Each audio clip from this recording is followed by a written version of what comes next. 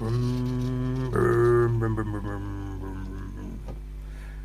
slimy fertilizers. Today we're going to do a Resto Plus on this here little thing, and what we're looking at here is a Matchbox number 42B Studebaker Lark Wagonaire. It's very strange kind of, well, I say strange, it's not really when you think about it, but it is in a little way. Strange kind of thing. It was an American station wagon produced during the I think it was from 1960. Let me have a look. Helps if you prepare, doesn't it? Yeah. Produced from 1963 to 66, which just shows how popular it was when it only got 3 years. And this is back in the day when the longer something hung around meant how popular it was, and a car that's only available really for 3 years is not very popular. When you've got things like the 57 Chevy that was still being sold, sort of in the early 60s and kind of thing. But yeah, the thing that made this kind of thing, I mean, it's a station wagon, or as we call it here in Britain, probably an estate car, because of its long. It's got a set of seats front, set of seats, and then a big boot for putting your stuff in. Like your shopping and the dogs and your golf clubs or whatever. But yeah, basically family car. What made it different to the other kinds of cars though was this little bit here at the back, which is a sliding roof section. I mean, in the original Studebakers, this was a manual. You had to basically get your ass out the car and push it back, kind of thing. But I can't remember. Was it General Motors did a car in the early 2000s that basically had the same idea, station wagon with a sliding roof, so you could get bigger things in the back. They made theirs powered though. Basically you just sit in the driver's seat, press a button, and it'd go like that, and then you could put, I don't know, maybe a fridge or something in there and thing. But yeah, so this one is a bit battered. I think this one came out of in fact I know this one came out of a rummage box, because that's the only place where I've been getting cars from recently. Trying not to buy new mint on card stuff, because I have a box full of cars that I want to either repair, restore, or custom or whatever, and it's getting pretty full. So there's a lot of on card stuff there. Some of it's for Gaslands though, so it's the only way to get them really. But yeah, so Matchbox did this car from, I think it was it was well after the Studebaker stopped being from 65 was when it first appeared in the 175 range, and discontinued in 1968. It was only ever available in this colour, in this kind of turquoise blue with a sky blue slidey bit, and it was only ever available in the standard, the standard sort of wheel configuration. There was no super fast or anything like that. The car actually also came with a figure, or a couple of little figures, a guy basically in hunting gear with a dog. That is absent, and they were actually separate as well. It wasn't a guy sat inside with a with a dog in the back. It was separate figures, which is unusual for Matchbox, but never mind. So what we're going to do today is, like I said, we're going to do a little bit of a Resto Plus on it. I'm going to strip it down, crack it open, strip it down, and I'm going to get rid of this colour, because I just don't like it. But looking at the car itself, I've got paint chips. Basic paint chips all over, which no problem. A bath in the stripper will do that. Will sort that out. There doesn't appear to be any dings or anything. There is a tow hook at the back, but that's long since snapped off, and we don't care about that. Underneath, dull base, but the wheels are fine. I don't know whether I'll have. Yeah, I very much doubt I'm going to need to remove the wheels. I don't like taking the wheels off these sorts, because I don't have like a the kit to get them back on properly. Something I should really invest in is a ball peen hammer, or ball peen hammer, or ball peen hammer. A ball peen hammer is something that you use for bondage, I would have thought. Yep, so I'm going to crack this open, and then we'll see what the goodies are inside. It probably needs a good clean and everything inside like usual, but the windscreen looks fine. The interior looks okay. Might not need that much of a clean after all. I don't know.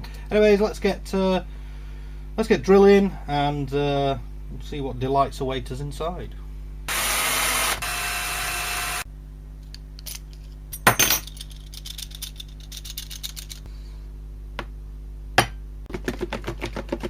Okay, with the body shell and the sliding roof cover in the stripper, let's have a look at the interiors.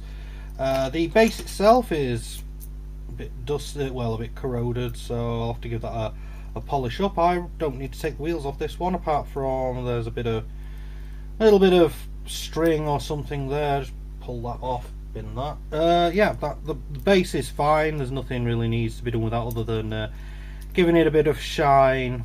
A bit of paint on the front here, and you know, chrome work and stuff like that. The interior glass just needs a clean. There's a little chip come out of it here at the back, but that doesn't really matter because that piece is actually hidden behind the tailgate of the car, so I could cut that off if I wanted. Interior, just a little bit grubby. Steering wheel's still there. So I could bang that in some nice hot soapy water, get a brush around it, lovely and clean. The plan is I'm going to repaint the interior as well as the exterior. Not quite sure what colour the exterior is going to go. I was thinking some sort of like champagne gold, something like that. You know, basically a mixture of gold and silver. You know, the silver to lighten the gold up a little bit, give it what they call it, a bit of an austere appearance. I've been looking at pictures of Lark Wagonaires online, and they come in all sorts of colours. But then again, a car can be whatever colour you want. All you need is a respray. You know, all you need to do is pay for a respray. It can be any colour or anything there. So, but I want to try and keep it kind of like period, you know, kind of period colours. So yeah, the kind of champagne gold or something like that would be nice, or maybe a nice glossy dark cherry red, something like that. I don't know, but yeah. So while the stuff gets stripped off in the thing, we'll clean these bits up, and then we can pop them in the helping hands and decide what colour we're going to paint them. Moments later. Right then, here we are. We're back, and I've just cleaned all these bits off. The interior cleaned up a tree. It was a lot more dirty than what I thought it was, but you know, hot soapy water and a good old scrub, nice white again. Won't be staying that way for very long though. Windscreen also cleaned up quite well. Just need to give it kind of a buff off, just with a cloth. There's a lot of dirt on the things there, and you know, but there we are. That's that. And the base was dirtiest of all.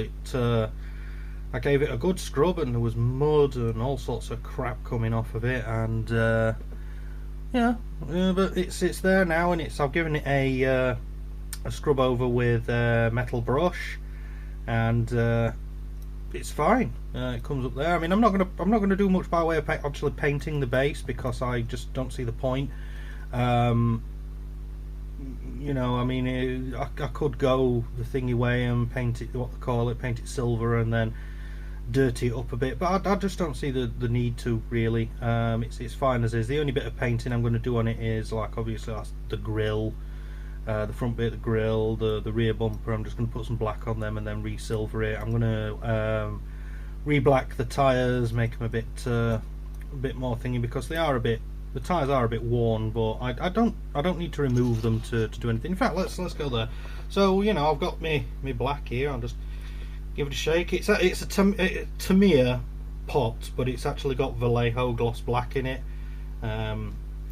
because God, it's a bit gooey, but there we go. So yeah, it's for what they call it. Yeah, so just take a thin brush, just give it a bit of a, hang on, we've got some water here. I like to use hot water when painting, because kind of helps the paint to flow a bit better. So just a little bit on the end, just a little teardrop on the end, and we'll just go over here and Start up.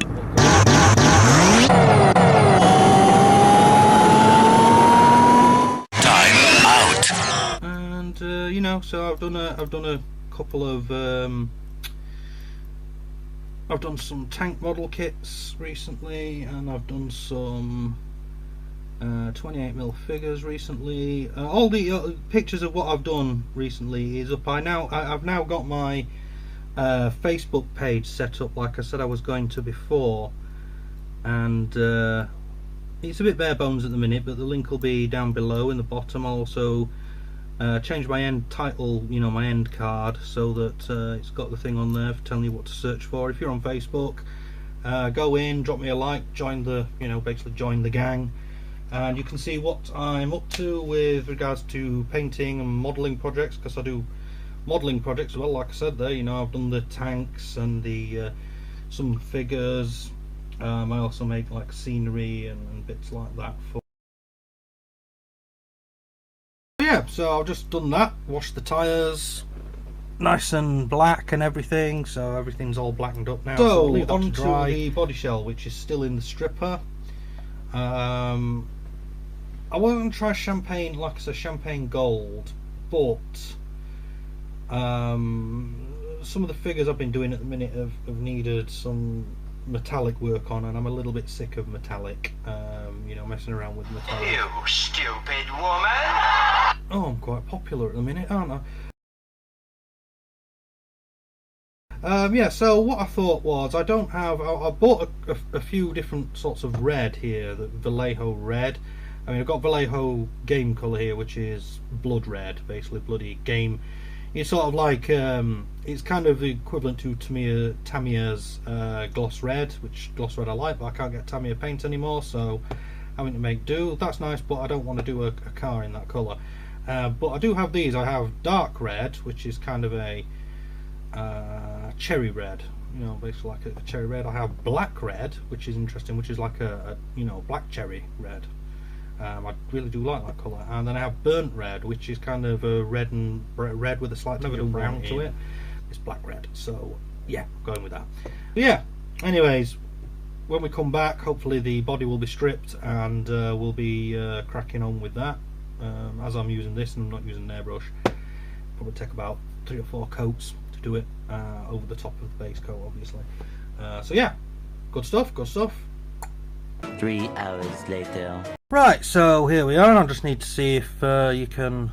Yeah, you can kind of see it. The only problem there, sorting out light. I mean, it's what, 6:30 in the morning.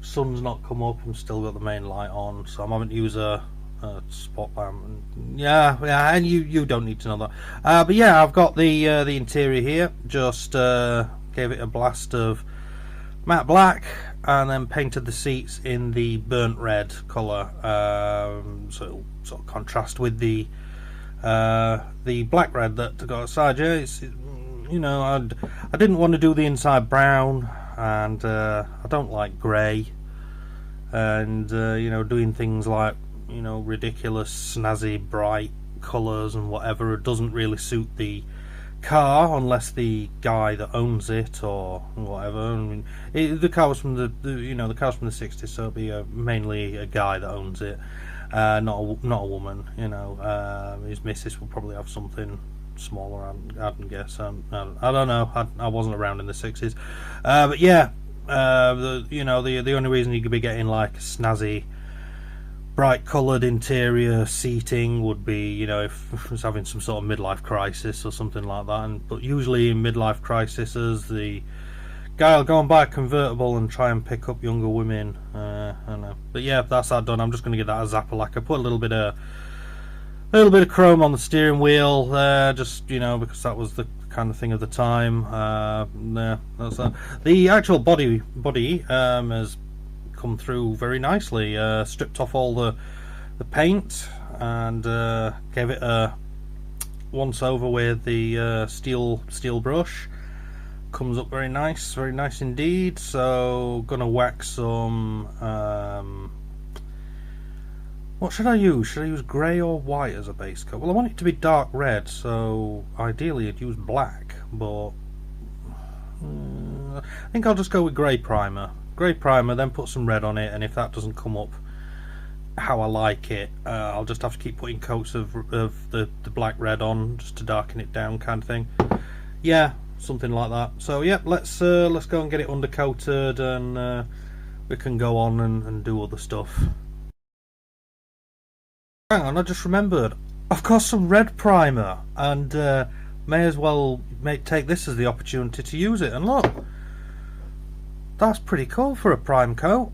20 minutes later. Right then, so I left the red primer to dry for a while, and it's come out this quite nice, dark red colour. It's like, if I wanted to, I could just leave it like that, but it's a nice colour, but not what I'm wanting. So, with that, we get the old Vallejo black red. Give it a shake. Ow, my shoulder. Don't know why. I seem to have done something to my shoulder. Yeah, black red. Just put a squidge on there, and then I'm going to just use a big brush for this one because yeah, I don't need to be too neat for this bit. It's first coat, so just a little bit of water on the end, load it up, and let's get painting. Start up.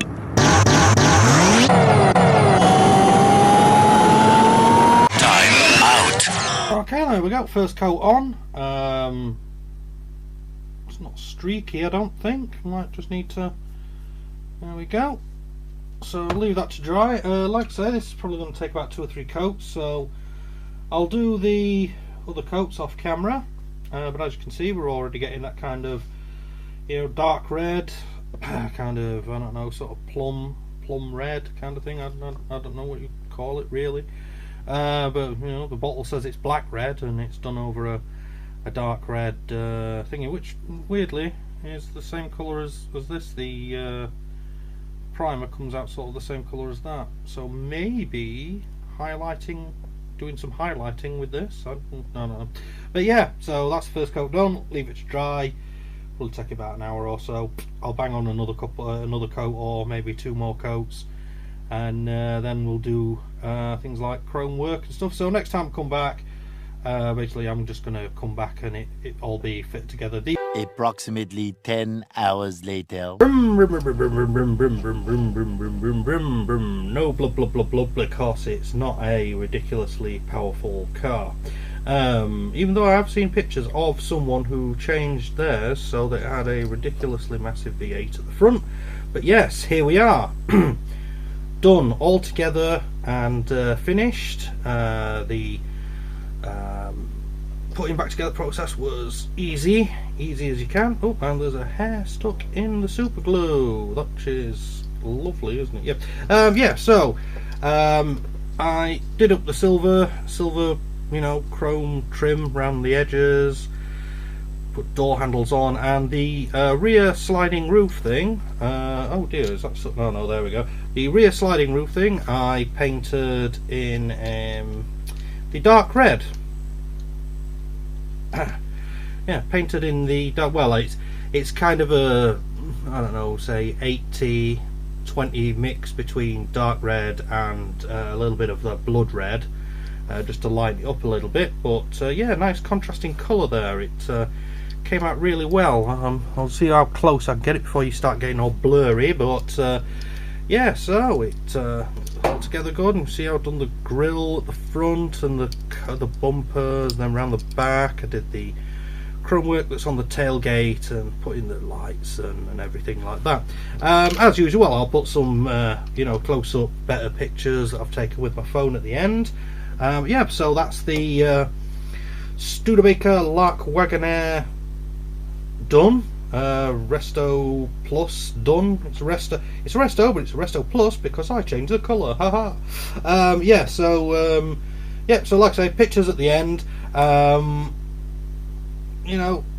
Like, comment, subscribe, and if you wouldn't mind going along to my Facebook page and putting a like on that page, try and get the number of people that have got the page liked up, so that I can bang it on Facebook, because I'm just trying to boost that page at the minute. It's like I said, that's where I'm going to be putting all my pictures on there of cars and stuff that I've done and everything like that. There's a lot of stuff on there, a lot of pictures on there of other cars that I've worked on that I've never done videos on, which is quite a lot, as well as 28mm figures, plastic model kits, things like that. Well, there's only one plastic model kit on there at the minute, because I haven't done any for a while.